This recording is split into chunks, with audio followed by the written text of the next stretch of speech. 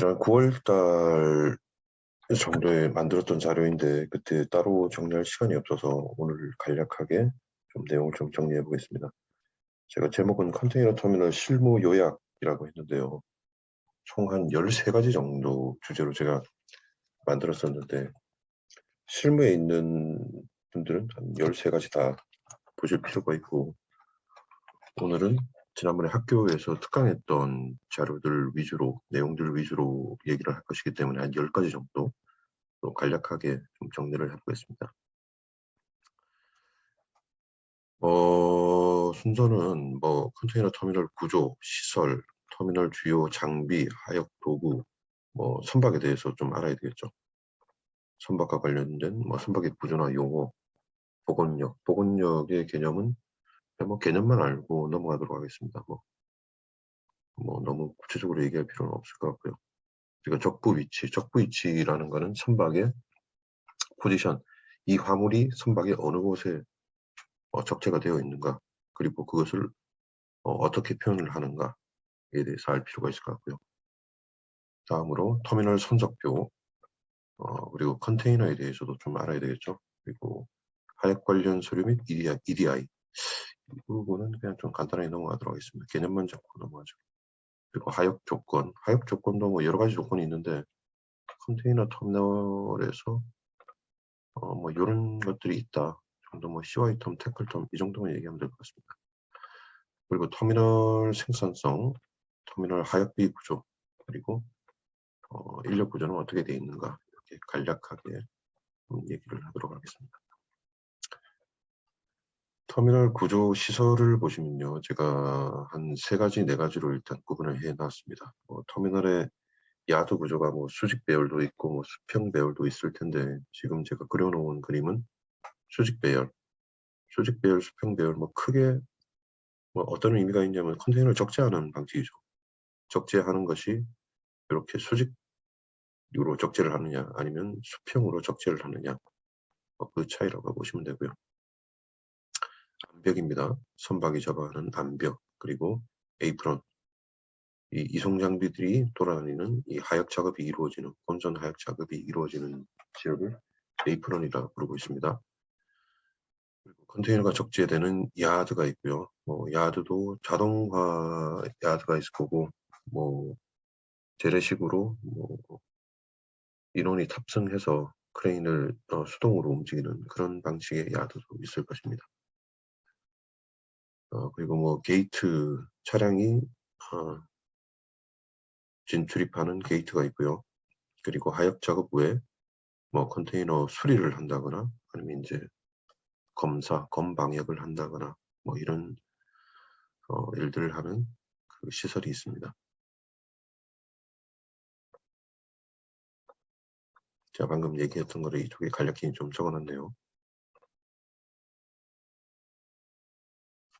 다음으로 컨테이너 터미널 주요 장비 및 하역 도구에 대해서 간단히 살펴보겠습니다. 암벽 크레인인데요. 여기 보이는 이 사진들은 암벽 크레인을 부르는 용어들이 꽤나 많습니다. 암벽 크레인, 그냥 말 그대로 키 크레인이라고 해서 QC라고 부르기도 하고요. STS 크레인, 이거는 기능적으로 이제 부르는 거겠죠.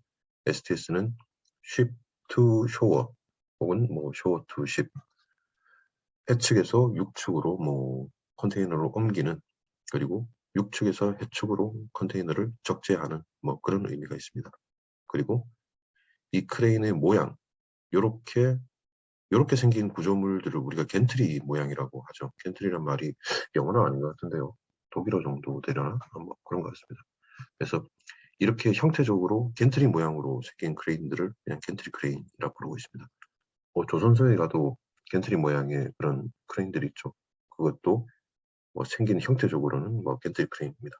그래서 이 하역을 하는 암벽 크레인은 QC, STS, 그다음 겐트리 크레인, 이런 여러 가지 용어로 불리고 있습니다. 똑같은 겁니다. 그리고 이 암벽 크레인을 볼 때는 저희가 이제 높이하고 그 다음에 그 아웃리치, 팔 길이죠. 팔 길이가 굉장히 중요한데요. 선박이 커지게 되면서, 선박이 대형화되면서 여기 이렇게 제가 지금 커서로 보이는 이 부분이 에어드래프트가 되게 됩니다. 선박의 에어드래프트가 높아질수록 거기에 맞게 하역 작업이 가능하도록 이 크레인의 에어드래프트, 이 키도 좀 높아져야 되겠죠. 이게 일반적으로 지금 한 40m에서 그 대형 크레인 같은 경우에는 52m, 뭐 50한 1m, 2m 정도까지 되는 것 같습니다. 그리고 두 번째로는 아웃리치, 여기 이제 팔에 해당하겠죠. 여기 보시면 알겠지만 선박이 옆으로도 많이 커질 거란 말이죠. 그렇게 되려면 이 크레인의 팔 길이도 많이 좀 커져야 됩니다. 아웃리치 같은 경우에는 저희가 뭐 길이가 몇 미터다 뭐 이렇게 뭐 얘기하기보다는 뭐 몇 열이다라는 말을 쓰는데요. 그 열이라는 맛은 24, 24 로우라 돼 있죠.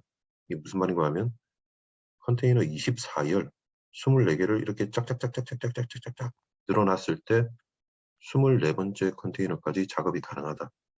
그렇게 보시면 됩니다. 그리고 여기서 보는 하역 크레인들은 뭐 유인 방식도 있고 무인 방식. 무인 방식은 정확하게는 뭐 AI 뭐 이런 로봇 개념은 아닙니다. 이 하역 크레인에 사람이 승무하지 않고 원격으로 조정을 한다는 의미죠. 생각을 해보면 이 40m, 50m 정도 되는데 저도 가끔 올라가 보는데요. 이 위에서 아래 컨테이너 잘 안 보입니다. 잘 안 보이죠. 그렇기 때문에 차라리 이 크레인들이 대형화될수록 그 원격으로 조정해서 요즘 광학 장비 이런 것들이 되게 잘 나오잖아요. 그래서 광학 장비를 이용해서 그 하역 작업을 하는 것이 하는 추세로 이제 계속 옮겨가고 있습니다. 그게 트렌드인 것 같습니다. 자, 그리고 싱글 트롤리 방식, 뭐 더블 트롤리 방식이라고 하는데요. 여기 요거 보이시죠? 여기 이제 컨테이너를 이제 찝는 거죠. 요거는 그냥 우리가 트롤리라고 부르고 있습니다. 컨테이너를 이제 집었다가 놓았다가 하는 그 구조물들을 트롤리라고 부르고 있는데요. 이 트롤리가 하나인 장비도 있고 두 개인 장비도 있습니다. 두 개인 장비는 나중에 자동화 부분에 대해서 설명하면서 아마 얘기가 나올 텐데 완전 자동화 터미널인 경우에는 더블 트롤리 방식을 많이 이용하고 그렇지 않고 반자동화 뭐 혹은 뭐 야드 자동화 단계에 있는 부두에는 일반적으로 싱글 트롤리 방식 크레인이 많이 사용되고 있습니다. 자, 다음으로는 야드 크레인인데요. 야드 크레인은 여기 있는 두 가지 크레인은 레일 주행 방식입니다. 야드 크레인도 여기 이제 바퀴가 달린 러버 타이어 RTG 방식이라고 부르는데요. RTG 방식이 있을 것이고 여기에 레일을 깔아서 철길처럼 이제 레일 위를 달리는 방식을 RMG 방식이라고 합니다. RM 방식이죠. 레일 마운티드 방식이니까. 야드 자동화 이후에는 일반적으로 레일 주행형 크레인들이 많은데요. 그 야드 운영 방식, 적재 방식에 따라서 수직 배열인 경우 이렇게 생긴 크레인과 그리고 수평 배열에서는 이렇게 생긴 크레인들이 사용되고 있습니다. 굳이 뭐 구분하자면 뭐 라멘 타입이다, 뭐 캔틸레버 타입이다 라고 이렇게 구분을 하는데 그냥 뭐 수평 배열 방식, 수직 배열 방식 이렇게 있다. 그렇게 그 정도만 그냥 이해하셔도 될 것 같습니다.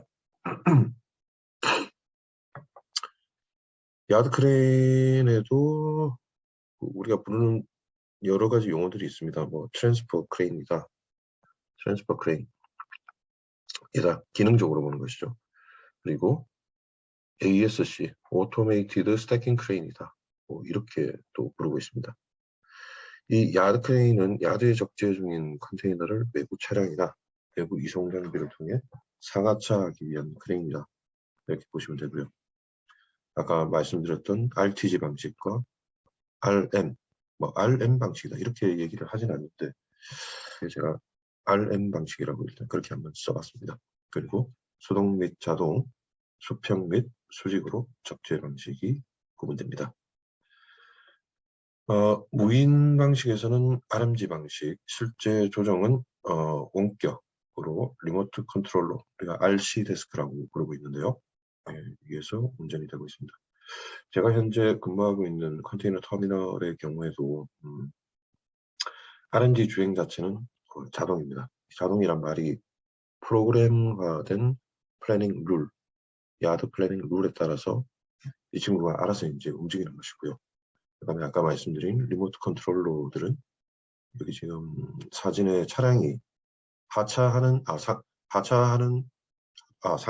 상차하는 장면이 되겠죠. 모르겠습니다. 상차인지 하차인지 모르겠는데 하여간 이 외부 차량에 컨테이너를 놓고 그 다음에 뜨는 그런 운영 오퍼레이션만 리모트 컨트롤러들이 개입을 하고 있습니다. 기술적으로는 이것도 원격 뭐 사람의 개입 없이 그냥 할 수 있습니다. 근데 아무래도 외부 차량 작업하고 관련된 거는 안전 문제도 있기 때문에 사람이 개입해서 현재까지 작업을 하고 있습니다. 자, 다음은 이송 장비인데요. 이송 장비는 컨테이너를 야드 내에서 터미널 내에서 이제 옮기는 그런 장비라고 보시면 됩니다. YT라고 들어보셨죠? 그냥 뭐 사람이 승무하는 가장 일반적인 이송 장비는 YT, 야드 트랙터가 있고, 그다음에 좀 드물게 이런 셔틀 캐리어 혹은 뭐 스트레들 캐리어라고 부르는데 이 장비는 뭐 유인도 있고 무인도 있습니다. 제가 지금 근무하고 있는 부대에서는 이런 셔틀 캐리어를 이용하고 있고요. 그 다음에 완전 자동화 단계에서는 이런 AGV 그런 무인 장비가 이송 장비로 주로 메인으로 이제 사용되고 있습니다. 이송 장비라는 것은 여기 정의에서도 제가 간략하게 적어놨지만 선박을 통해서 양적화될 컨테이너를 야드로 혹은 야드에서 옮기는 그런 장비고요.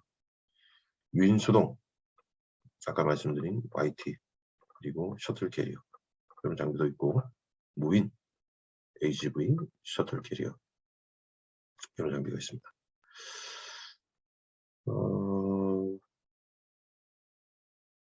셔틀 캐리어 같은 경우에는 자체 하역 장비가 달려있죠. 여기 이제 스프레더가 있어가지고 이 친구가 막 돌아다니면서 여기 컨테이너를 자기만 집을 수가 있는 겁니다. 그런데 AGV 같은 경우에는 하역 장비가 없죠. 그렇기 때문에 완전 자동화 단계에서 이게 이제 YT의 개념이라고 보시면 됩니다.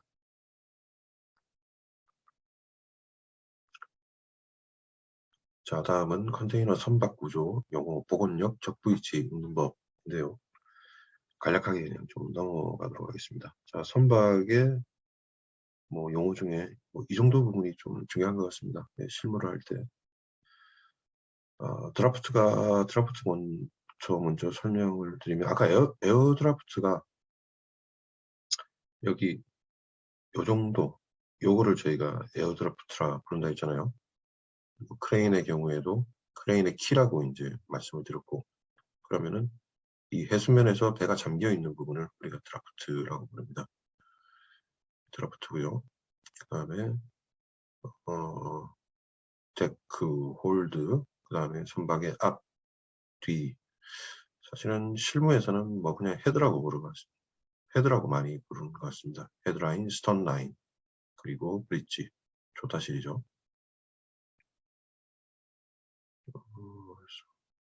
그리고 이 사진은 선박을 위에서 본 것이죠. 위에서 봤을 때 LOA, length over, 선장의 전장, 그리고 breadth 혹은 width, 선박의 선폭을 얘기합니다.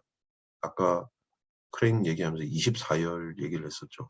이제 선폭이 뭐 22열이냐, 24열이냐, 뭐 그런 식으로 많이 얘기를 합니다. 전장은 300m냐, 뭐 400m냐, 뭐 그런 얘기를 하는 것이고요. 그리고 요거는 알고 계시면 좋을 것 같네요. 그 선박은 왼쪽이다, left side다, right side다, 뭐 그런 말을 하지는 않습니다. 좌현을 port side라고 하고요. 우현을 starboard side라고 합니다. 왜 우현을 starboard side라고 부르고 좌현을 port side라고 부르냐? 이것에 대해서는 뭐 몇 가지 얘기들이 있는데요. 요 얘기까지 하게 되면 많이 길어지기 때문에 그냥 우현은 starboard side다. 이렇게 부르는 것만 이해하시면 되겠습니다. 제가 아마 다른 영상에 이거를 만들어 놓은 게 아마 있을 겁니다. 그걸 참고하시면 될 것 같습니다. 자, 이제 데크와 그 다음에 홀드 부분, 제 단면을 그림으로 한번 그려봤는데요. 컨테이너를 적재하고 파도가 치면서 항해를 하는데 희한하게 컨테이너가 떨어지지 않습니다. 떨어지지 않는 데는 다 이유가 있겠죠. 그냥 적재를 해 놓은 것이 아니고 여기 보면 여기에 제가 이것도 그림으로 그려놓은 건데 라싱 기어, 라싱 장비들을 이용해서 고박을 해놓습니다. 그리고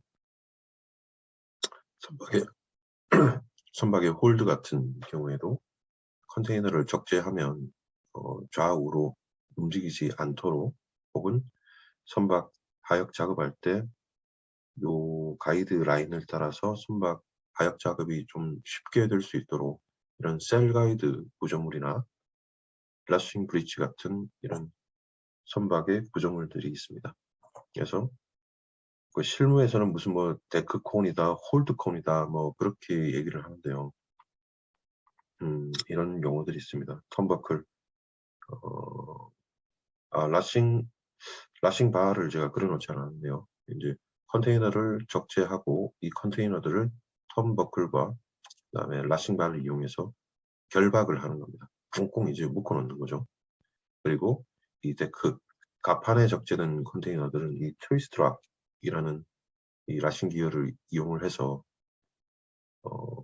좌우로 흔들리더라도 컨테이너가 서로 이제 꽉 물고 있는 것이죠. 그렇게 보시면 되고요. 그리고 홀드, 선창이죠. 선창 같은 경우에는 트위스트 락이 아닌 스태킹 콘, 그리고 홀드 콘이라고 많이 부르고 있는 것 같습니다. 이런 것들을 이용해서 컨테이너들을 적재를 하고 있습니다.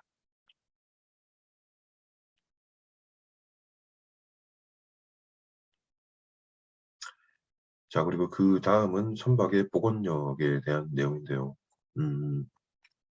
구체적으로 얘기하면 좀 어렵겠죠.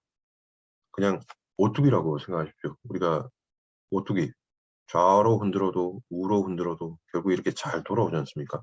그런 복원력에 대한 내용이라고 보시면 됩니다. 우리가 어떤 물체를 봤을 때 위보다 아래가 무게가 잡혀 있어요. 무게 중심이 잡혀 있어야 조금 안정감이 드는 것이죠. 그래서 선박에 하역 작업을 할 때도 위에는 무겁게, 갑판은 무겁게, 그리고 선창은 무겁게 이렇게 화물을 적재하는 게 기본 컨셉이다. 이렇게 보시면 되겠습니다. GM이라는 용어를 실무를 하시다 보면 많이 듣게 되실 건데요. 예, 항상 보면 GM이 뭐의 약자냐고 이렇게 많이 좀 물어보십니다. 이제 GM은 약자는 아니고요. 이제 우리가 선박에서 그 선박에 작용하는 힘을 한 3가지 정도만 이해할 필요가 있는데 저는 그냥 그거를 좀 기억하기 쉬우라고 BGM 요즘 보니까 뭐 부금부금 하더라고요. 백그라운드 뮤직 그 말을 하던데 제가 그거에 착안해서 저는 BGM이라고 부릅니다. VNC 뭐 부심 떠오르는 힘이죠.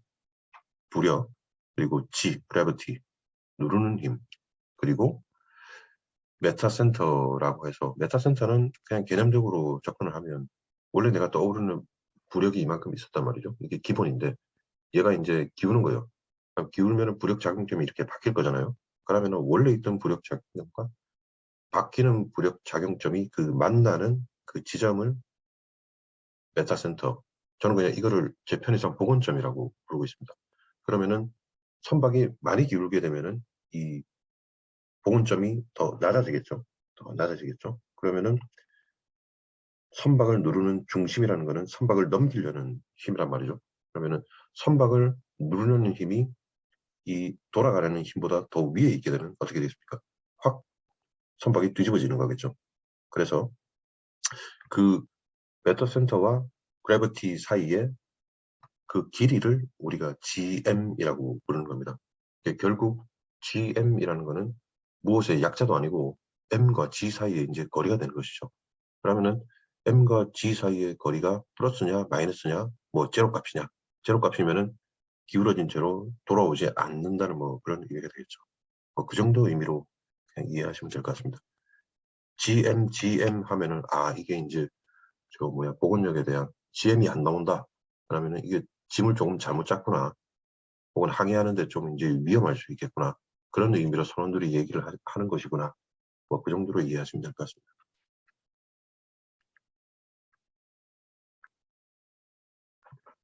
자, 다음은 선박의 적부 위치. 말들을 왜 이렇게 어렵게 쓰는지 모르겠습니다. 그 스토이지 위치, 포지션이죠. 셀 포지션. 셀 포지션이라고 보면 되고요. 셀 포지션을 볼 때는 행, 열, 단, 베이로 티어 이걸 이해할 필요가 있습니다. 총 6자리 숫자로 이제 표현을 하는데요. 각각 베이, 로우, 티어. 베이는 행값, 열값, 그리고 높이 이렇게 보시면 됩니다. 자, 베이로 먼저 설명을 해볼까요?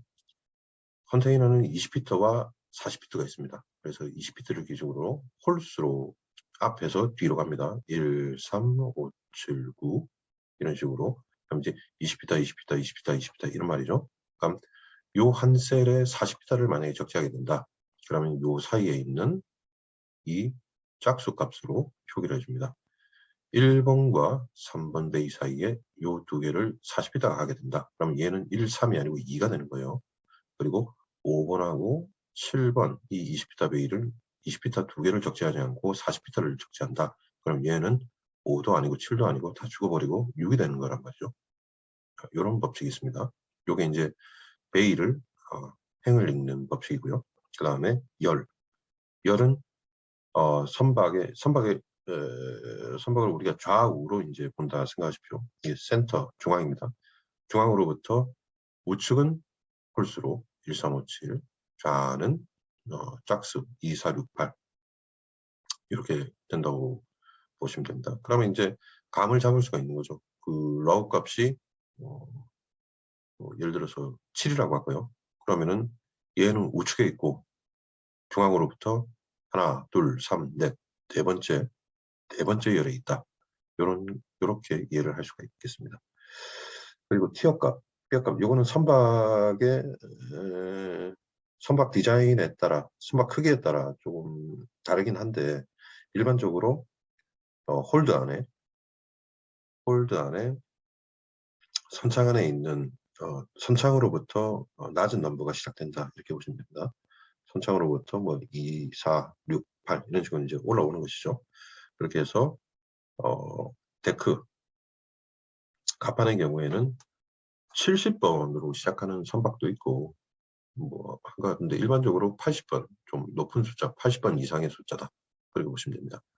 그래서 높은 숫자 이 선박 같은 경우에는 데크가 82번부터 시작을 하니까 뭐 86번이다 하면은 데크 위에 하나 둘 셋 이 정도 위치에 있다 그래야 되겠죠. 그리고 티어 값이 뭐 여기서는 이제 4다 04다 하면은 맨 아래로부터 한 두 번째 정도 뭐 그렇게 이해를 할 수가 있는 겁니다. 자 그러면은 제가 이렇게 해놨죠. 그 스토리지 포지션이 050786이다 라고 하면 어떻게 될까요? 자 05면은 베이 값이 앞에서부터 하면 홀수기 때문에 20이다겠죠. 그러면 1, 3, 5 여기 있는 거예요. 그죠? 여기에 있고 그 다음에 러우 값이 07이다.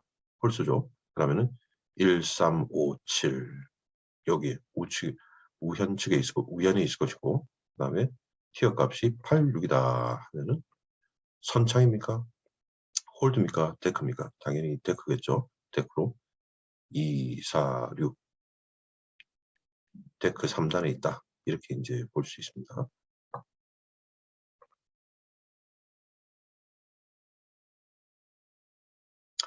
사실 선창에서는 우리가 05, 07, 86 뭐 이렇게 6자리 숫자를 쓰는데 하역 현장에서는 뭐 프레너나 센터는 조금 다르게 또 포맨들도 조금 다르게 부르는 경향이 있긴 있습니다. 일단 개념적으로는 이 6자리 숫자가 베이로 티어 값을 나타낸다. 그리고 어떻게 읽느냐 뭐 그 정도만 이해하시면 될 것 같아요. 자 다음은 컨테이너 터미널 선적표인데요. 선적표를 읽는 방법을 아주 간략히 기본되는 것만 알려드리겠습니다. 자, 선적표를 보시면 여기 이제 선적이고요. 첫 번째, 두 번째, 세 번째, 네 번째, 한 뭐 4번 선적까지 있다, 뭐 그런 의미인 것 같습니다. 그리고 날짜별로, 그리고 시간별로, 이건 시간이 되겠고요. 이 시간별로 선박들의 작업 현황을 이렇게 그래프가 아니고 이제 표로 이제 나타낸 것인데요. 제가 샘플로 여기 CMVE001 괄호하고 S도 있고 11, 18이라는 숫자도 있고 20에 33에 38에 2245, 972에 54 이렇게 뭐 이해할 수 없는 숫자들이 좀 있습니다. 각 터미널마다 이 선적표를 읽는 방법은 거의 동일합니다. 동일하기 때문에 이것만 기본만 이해를 하시면 웬만한 모든 터미널들 선적표를 읽는데 크게 어려움이 없으실 것 같습니다. 자, 우선 이 CMVE001 괄호하고 S라고 되어 있는 것은요. CMVE는 특정한 모선을 이제 코드 값으로 바꾼 겁니다. 그래서 CMVE라는 모선은 그 부두에서 특정한 코드를 이제 부여를 한 것이고요. 그 다음에 숫자는 001이라고 되어 있는데 이거는 항차입니다. 항차. 이 CMVE001이라는 모선이 아마 올해 처음 들어왔나 봅니다. 이제 두 번째 들어오게 되면은 뭐 002 이렇게 되겠죠. 그리고 S하고 P는 아까 선박의 좌현하고 우현을 뭐 포트 사이드다, 스타보드 사이드다 이렇게 말씀을 드렸는데요. 이제 여기서 S는 선박의 접안 방향을 얘기합니다. 접안 방향. 접안 방향이 S다. 스타보드로 접안한다는 얘기는 우현, 선박의 우현이 암벽에 이제 붙게 그렇게 이제 접안을 한다는 얘기죠. 그러면은 예를 들어서 포트 사이드로 접안을 한다. 그러면 배가 어떻게 들어오는 걸까요? 배를 뒤집어서, 배를 뒤집는 게 아니고 거꾸로 붙여서 이제 들어온다는 것이죠. 이제 배를 이제 싹 돌려가지고 이렇게 붙이면은 포트 사이드 좌연 접안이 된다. 그렇게 보시면 되고요. 그 다음에 20 괄호 3338이라는 게 있는데 비트 선박을 접안시키고 선박의 줄, 개선주, 모어링 로프를 몇 번 비트에 이제 걸어야 하는가 이런 거에 대해서 이제 적어놓은 겁니다. 그러면은 20, 38 이거는 이제 헤드라인, 스턴라인 선박의 앞과 뒤, 앞줄, 뒷줄을 이제 의미를 하고요. 그 다음에 괄호에서 33번은 선박의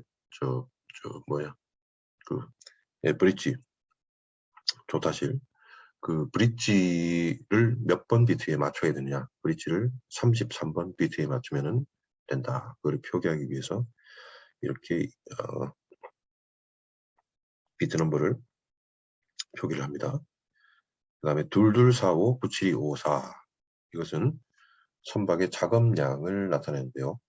처음에 양하, 적하, 그 다음에 재작업량, 쉬프팅이라고 하는데 요 2245, 97, 54를 다 더하면 이 선박의 작업량이 됩니다. 그리고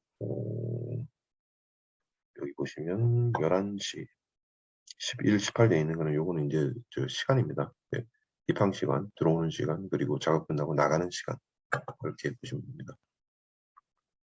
자, 다음은 컨테이너에 대한 내용인데요.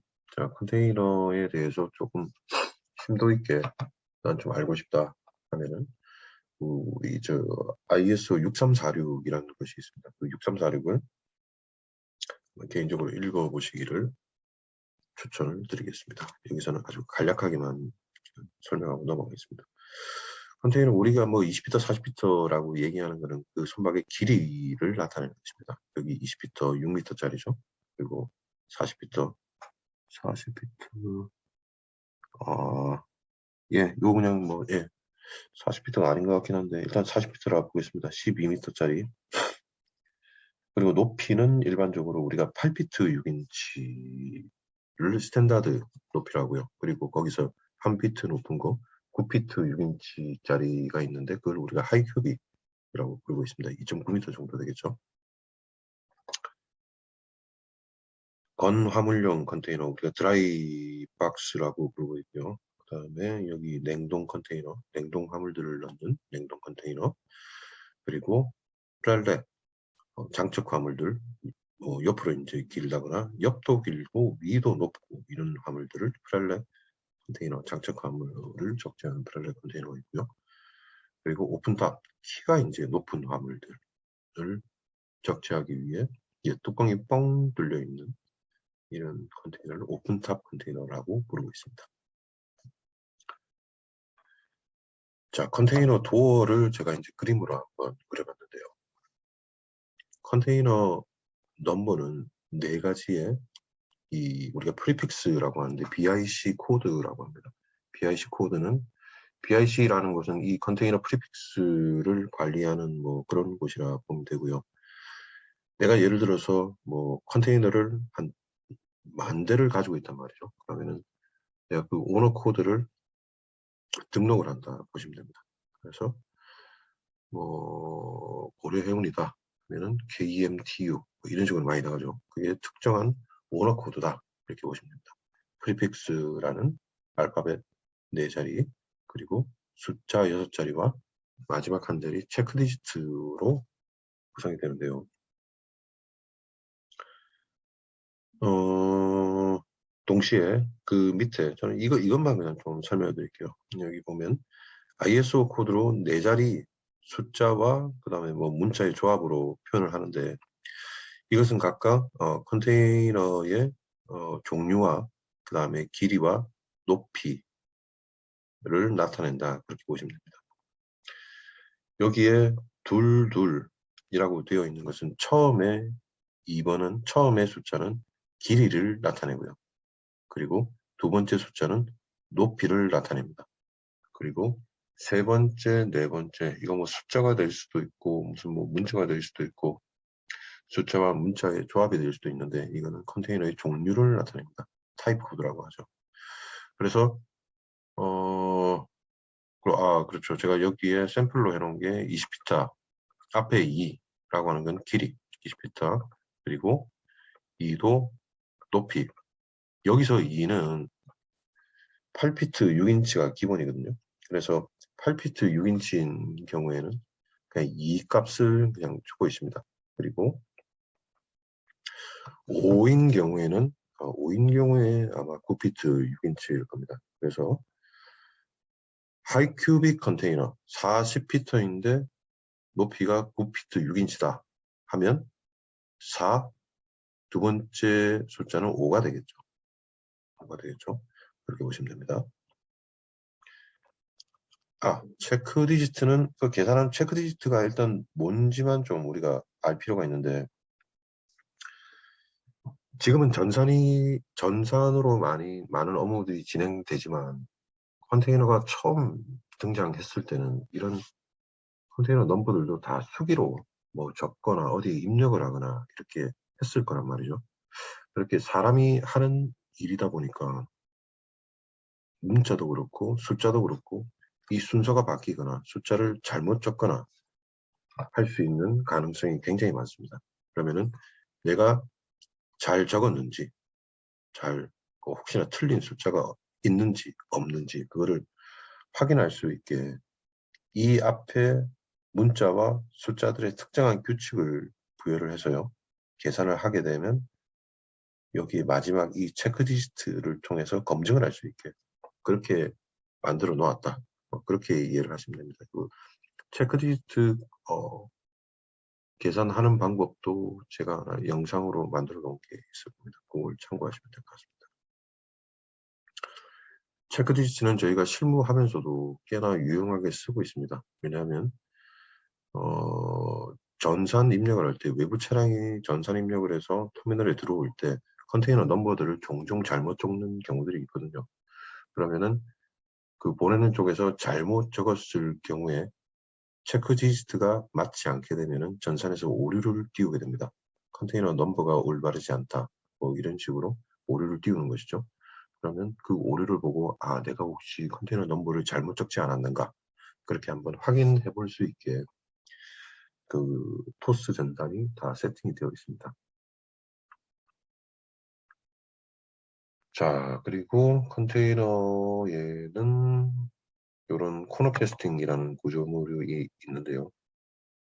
이 코너 캐스팅을 이용해서 선박과 그리고 컨테이너 운송 도중에 이런 콘과 결착을 시켜서 낙하나 추락을 방지한다. 이렇게 보시면 되겠습니다. 아까 라싱 기어 하면서 이런 사진들 보셨죠?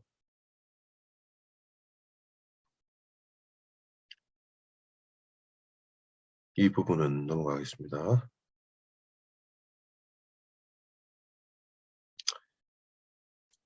자, 하역 조건은 일반적으로 실무할 때는 하역사에서 실무할 때는 일반적으로 CY 텀, 모두 CY 텀이라고 보시면 되고요. 그다음에 태클 텀이라는 것은 태클이란 말이 이제 갈고리란 말이잖아요. 갈고리란 말. 그러니까 하역비, 순수히 하역 크레인을 이용해서 하역하는 그 비용만 의미를 하는 겁니다. 그러면은 CY 텀은 무엇이냐? 그 태클, 하역과 그다음에 장치를 하는 이 두 가지를 다 합쳐놓은 것을 이제 CY 텀이라고 하고요. 그다음에 프리텀, FIFO, FIO라는 개념이 있는데 이거는 이제 부담하는 주체, 누가 선사의 입장에서 그냥 이해를 하시면 됩니다. 이게 좀 개념적으로 이해하기가 힘들 수도 있는데 선사는 공짜다. 그러면 선사가 공짜면 누가 돈을 내는 거죠? 화주가 내는 거죠. 그러면 FI, 프리인 시작할 때 우리 입장에서 선적할 때 선사는 돈 안 낸다. 그러면은 선적할 때는 화주가 부담한다. 라는 의미가 되고요. free out 수입지에 도착해서 선사는 돈 내지 않는다. 그럼 누가 내는 거죠? 수입지에서 화주가 부담한다. 라는 것이 되고요. 그러면은 FIO 수출 및 수입지에서 선사는 하역비를 내지 않는다. 즉 화주가 다 낸다. 이렇게 그냥 이해를 하시면 됩니다. 그리고 all in 반대로 선사가 다 낸다. 그런 의미입니다.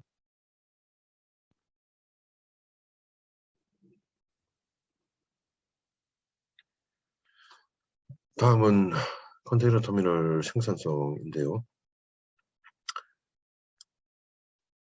생산성에서는 뭐 크레인 생산성과 선적당 생산성을 얘기를 하는데 우선 크레인 생산성은 시간당 컨테이너를 몇 개나 핸들링 하느냐 그냥 단순히 이 개수입니다.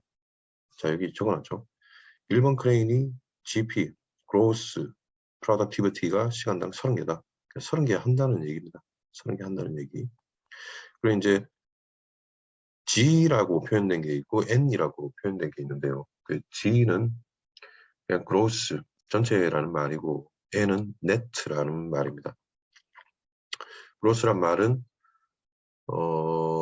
이 뭐 다른 이유는 모르겠고 하여간 1시간 동안 이제 몇 개 했냐 뭐 이런 것이고 net이라는 말은 뭐 순수히 그 하역에 소요된 시간. 왜냐하면은 우리가 하역 작업을 하다 보면 뭐 하역이 뭐 어떤 이유에 있어서 뭐 중단되는 시간이 있을 거잖아요. 그죠? 그게 뭐 본선의 뭐 요구에 의해서 그럴 수도 있고 아니면 뭐 크레인이 뭐 고장 났다거나 크레인 위치를 옮긴다거나 뭐 유인 크레인이기 때문에 뭐 사람이 교대 시간이 있다거나 그런 시간들을 다 빼고 순수히 하역하는데 필요한 그 시간만 측정한 네트 값이 되겠죠. 그 순수 값을 저희가 NP라고 부르고 있습니다.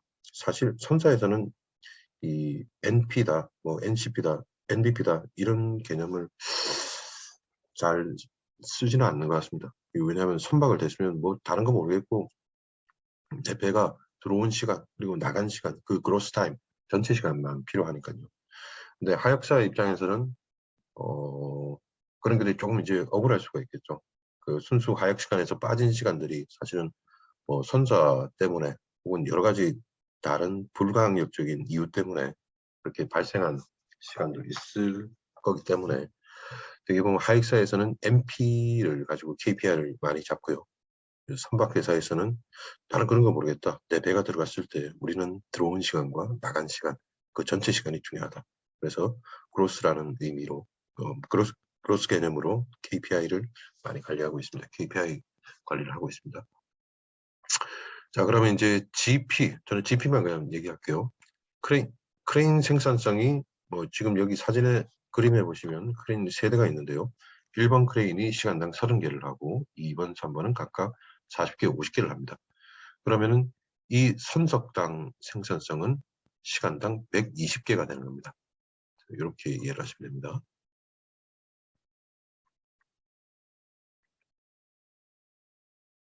자, 그 다음은 컨테이너 터미널 하역비 구조인데요. 컨테이너 하역비는 로컬, 그리고 TS도 인터널 TS, 자부드 TS, 그리고 엑스터널 TS, 타부드 TS로 나눠지고, 리스토우, 시프팅 개수가 되겠죠. 시프팅 개수도 야드에 뭐 이제 한번 놓는다, 투타임이 되겠죠. 한마디로 투타임 핸들링이냐, 아니면 원타임 핸들링이냐에 따라서 리스토우 비용도 이렇게 나눠집니다. 그리고 장착화물과 미연물에 대한 할증료 부분이 있고요. 벌크 화물에 대해서는 건 바이 건으로 코테이션을 하게 되어 있습니다. 그리고 선박의 패치커버 핸들링 비용, 그리고 냉동 모니터링.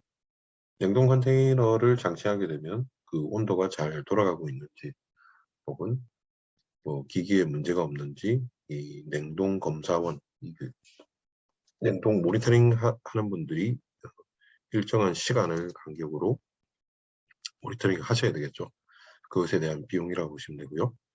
그리고 PTI는 프리트립 인스펙션이라고 하는데, 수출에 사용되기 전에 이 컨테이너 상태가 멀쩡한지, 혹은 뭐 고장 난 것은 없는지 그런 체크를 하는 업무를 PTI라고 합니다. PTI도 롱 PTI, 뭐 숏 PTI 이런 식으로 해놨네요. 여기는 롱 PTI는 요 금액의 50% 할증을 받는다라고 이해를 하시면 됩니다. 슈퍼프리즈도 그냥 PTI의 한 종류라고 생각을 하시면 됩니다.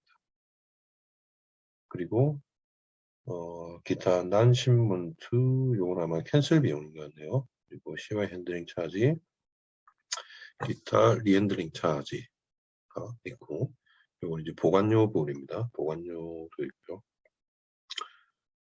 보관료도 예, 또 여기 보면 컨테이너 실이라는 것은 컨테이너 우리 작업을 다 하고 나서 거기에 컨테이너 실을 부착해 놓습니다. 약간 일종의 열쇠라고 생각하시면 돼요. 이제 도난을 방지하기 위해서 그런 비용들이 있고요. 그 다음에 커스텀즈 인스펙션, 이거는 이제 세관 검사 혹은 검역 방역 이런 업무를 얘기를 할 것이고요.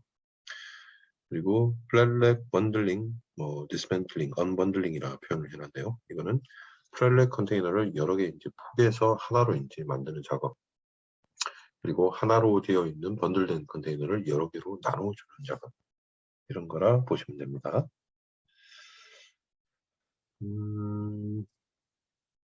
네, 요 정도 그냥 보시면 될 것 같습니다. 그리고 마지막 터미널 인력 구조는 뭐 요런 자리들이 있다. 요 정도 이해하시면 될 것 같습니다. 플래너, 언더, 포맨.